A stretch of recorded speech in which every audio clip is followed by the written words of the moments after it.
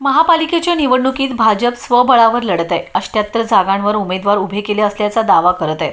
पण त्यांच्या नेत्यांनी निष्ठावंतांना डावलून काँग्रेस राष्ट्रवादीतून आलेल्या लोकांना उमेदवारी दिले. त्यामुळे निष्ठावंत बाजूला राहिलेत आणि भाजपचे काँग्रेसीकरण झाले असल्याचा आरोप काँग्रेसचे नेते आमदार विश्वजित कदम यांनी केलाय.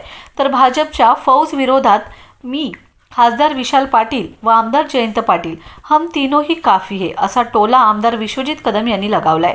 प्रभाग क्रमांक 15 मधील काँग्रेसचे उमेदवार मंगेश चव्हाण, फिरोज पठाण, सोनल पाटील व स्मिता यमगर यांच्या प्रचारार्थ सिंधी समाजाची बैठक आमदार विश्वजित कदम यांनी घेतली. या बैठकीला खासदार विशाल पाटील, राष्ट्रवादी शरद पवार पक्षाचे नेते जयंत पाटील, निरीक्षक शेखर माने, शहर जिल्हाध्यक्ष संजय बजाज, उमेदवार मंगेश चव्हाण, फिरोज पठाण, सोनल पाटील व स्मिता यमगर आदी उपस्थित होते. यानंतर विश्वजित कदम यांनी पत्रकारांशी संवाद साधलाय. ते म्हणाले, भाजपकडून स्थानिक स्वराज्य संस्थांच्या निवडणुका लांबणीवर टाकून प्रशासनाच्या माध्यमातून भ्रष्ट कारभार सुरू केला होता. त्यामुळे अनेक विकास कामांवर परिणाम झालाय.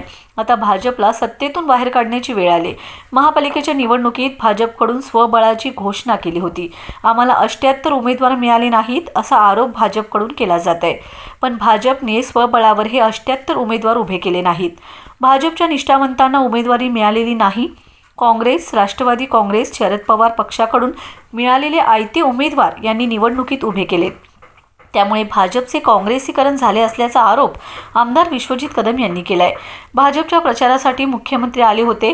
आणखी काही मंत्री देखील येणार आहेत. यावर विचारले असता विश्वजित कदम म्हणालेत, महापालिकेच्या निवडणुकीसाठी भाजपचे अनेक जण प्रचारासाठी येणार आहेत, पण त्याचा काही उपयोग नाही. मी, राष्ट्रवादी शरद पवार पक्षाचे नेते जयंत पाटील व विशाल पाटील हम तीनों ही काफी है असा टोला त्यांनी लगावलाय.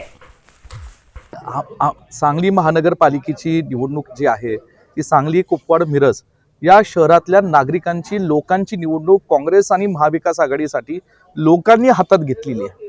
त्याचं कारण म्हणजे ही खरं सांगली महानगरपालिकेची निवडणूक असो या महाराष्ट्रातल्या इतर महानगरपालिकेच्या निवडणुका असो, या अनेक वर्षांपूर्वी व्हायला पाहिजे होता.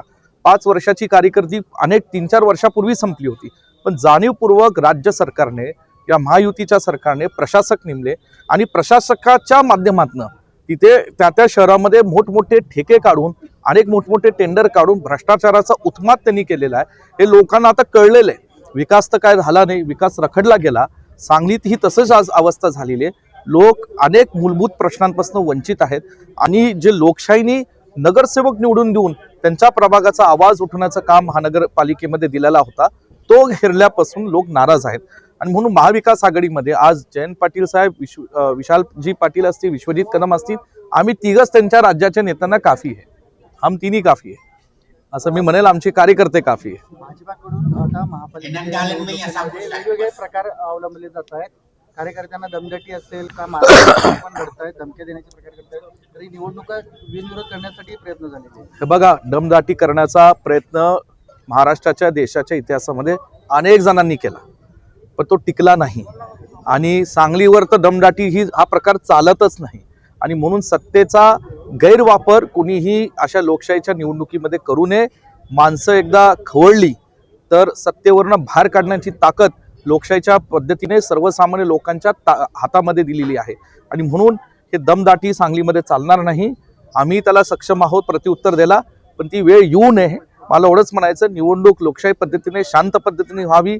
लोकांनाही कुठे त्रास होऊ नये, जनतेला त्रास होऊ नये, चांगल्या पद्धतीने व्हावी अशी आमची प्रामाणिक इच्छा आहे. या निवडणुकीत